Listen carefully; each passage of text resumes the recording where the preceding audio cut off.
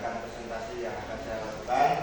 Di sini saya akan mempresentasikan yaitu pertandingan kasih dengan judul tanding kasih. Nanti anak-anak itu saya akan buat manajemen pendidikan olahraga dimulai dari perencanaan sampai evaluasi.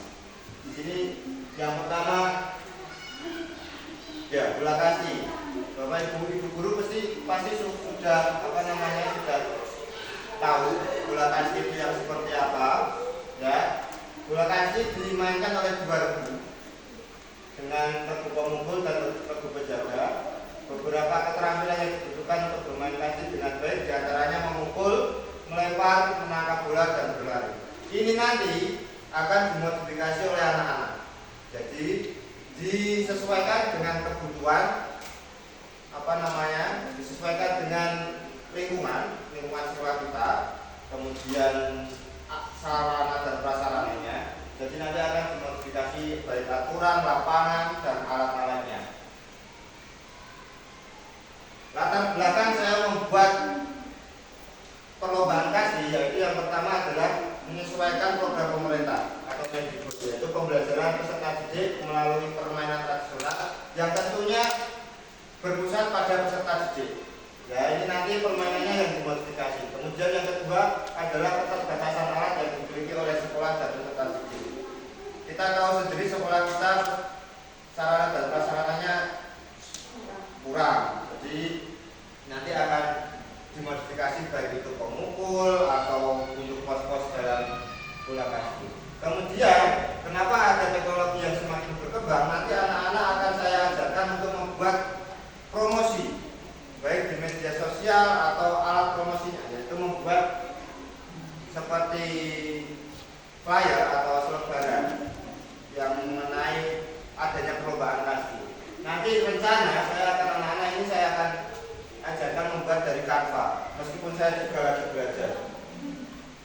Ya, tujuannya adalah ini, memfasilitasi pembelajaran yang berpusat pada peserta didik dengan melibatkan komunitas belajar sekolah. Tentunya di sekolah kita sudah ada komunitas belajar, baik itu dengan kelas rendah atau kelas tinggi. Kemudian peserta didik terlibat langsung untuk menerapkan, mengevaluasi, menganalisis, mengkonsep dan membuat strategi. Nah, ini nanti akan masuk dalam perencanaan dalam pembuatan lomba kasih. Kemudian yang ketiga adalah mempraktikkan sebuah permainan kasih dalam sebuah kompetisi dan menyiapkan kebutuhan yang akan diperlukan. Yang terakhir yaitu memiliki sikap positif, dalam hal ini bekerja sama, bertanggung jawab serta disiplin. Capaian yang diharapkan tiap tujuan tadi yaitu membuat karya atau produk. Karya atau produk ini di sini peserta didik saya harap mampu menyalurkan ide-ide kreatif yang dituangkan dalam bentuk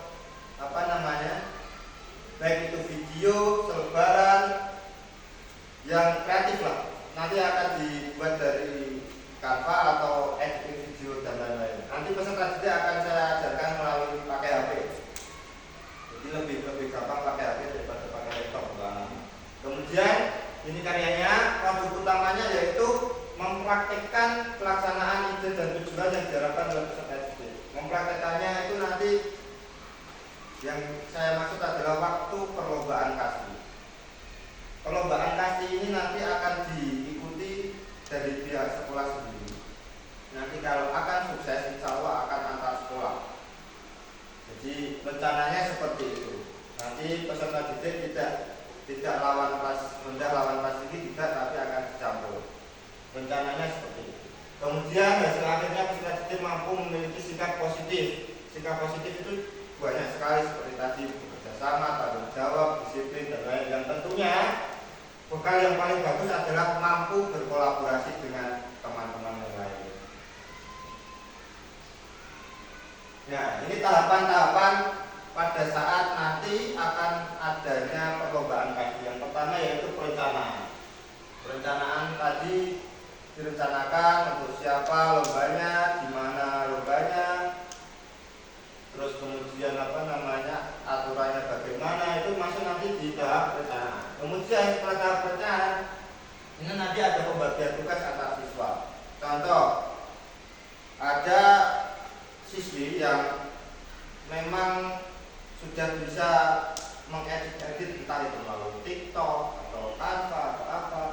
nanti akan di bagian promosi.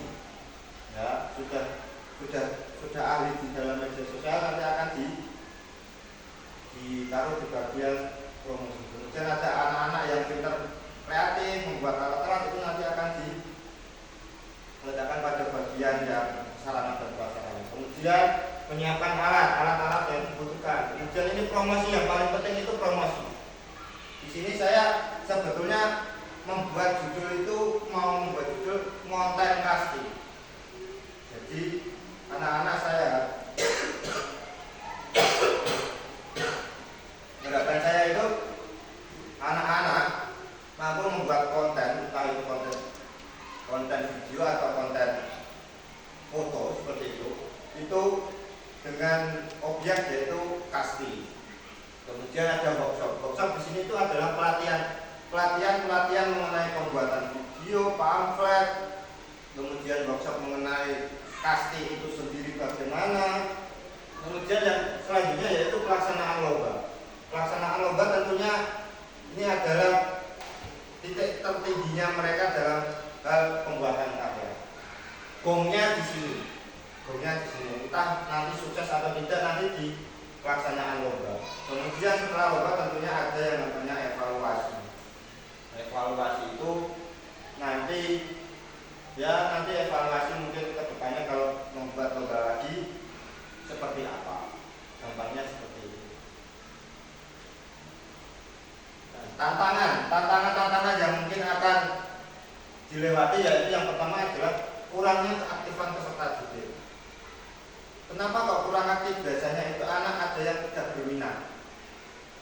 Mengenai minat anak, entah itu minatnya hanya ada di praktek bola kastinya, tapi dia tidak berminat dalam hal teknologi seperti itu. Nanti akan dikenalkan semua. Harapannya seperti itu. Jadi anak juga pintar dalam hal teknologi, juga pintar dalam hal praktek. Kemudian daya dukung yang kurang maksimal. Daya dukung yang kurang maksimal di sini bisa dari sekolah, bisa dari wali murid. Tentu saja kalau dari sekolah kita akan memanfaatkan seminimal mungkin karena sekolah kita adalah sekolah yang tidak terlalu banyak murid dan terhitung sedikit. Jadi daya dukung mungkin memang minimal. Tapi kita bisa memaksimalkan dengan modifikasi alat dan lain-lain. Pemanfaatan media yang kurang mumpuni. Di sini anak-anak mungkin belum mengetahui Canva, ada yang belum mengetahui Canva, ada yang sudah tahu Canva itu apa, sudah pernah mencoba tapi kurang lihat mahir seperti itu, nanti akan dipoles sendiri, poles lagi pada saat workshop. Tantangan yang paling terbesar menurut saya yaitu untuk di kelas sekolah dasar yaitu kurangnya kerjasama baik antar peserta didik maupun dengan guru. Kita tahu di peserta didik sendiri masih banyak yang suka saling menyalahkan. Jadi kerjasamanya kurang baik. Nanti kita akan tekankan di sini agar acara ini atau event ini akan berlangsung dengan baik. Ya, terima kasih. Mungkin itu pemaparan dari saya. Mungkin ibu-ibu dulu ada yang bertanya mengenai rencana yang akan saya buat.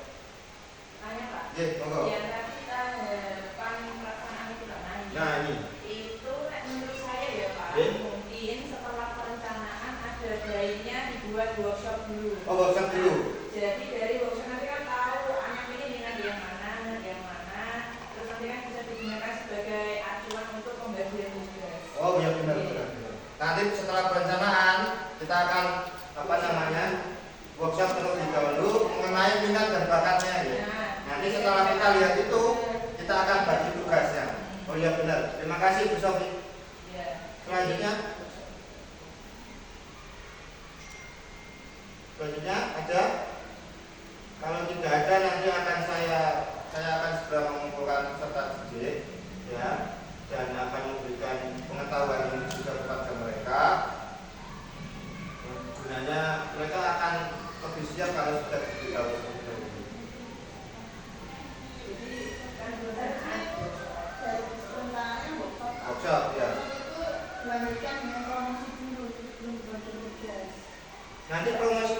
yang media nanti apa enggak itu bagian juga. Ya, nanti kan ada penyiapan alat juga, penyiapan alat, promosi. Sebenarnya ini dua ini gabung jadi satu. Ya, menyiapkan alat dan promosi itu menjadi satu. Terus pelaksanaan lomba yang paling bomnya itu di sini yang bikin besar ini. Nanti bagaimana nanti kita menyiapkan peserta didik. Pembagian timnya terus gimana Pak? Kelompoknya? Pembagian timnya saya rencanakan itu dimulai dari kelas 3. Satu tim itu ada berapa? Kalau normalnya itu 12. Normalnya 12. Nanti kita akan buat mungkin 8 anak atau berapa menjadi 3 Ada tim. berapa kakak? Kan Ada 3 pos. Ada 3 pos. Kemudian ada 4 pos. Pos pertama itu adalah untuk mengukur. Kemudian pos 1, 2, 3 itu untuk pos hinggap. Terus nanti untuk pos-posnya nanti bisa pakai hula hoop, pakai kardus atau pakai bambu